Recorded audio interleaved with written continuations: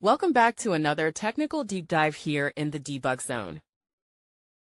Today, we're tackling a big question and breaking it down with insights from other users. Hopefully, this clears up some misconceptions and helps you get the answer you need. So, buckle up, stay a little curious, and let's jump right in.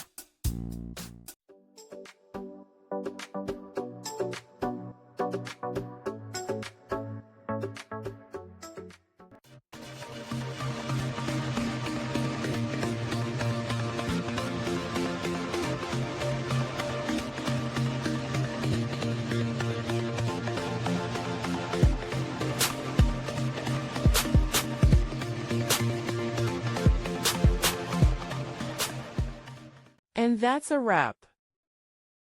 I hope you found the answer you were looking for. If you did, take a second to hit that subscribe button. It really helps out. And let me know in the comments which solution worked best for you. See you next time in the debug zone.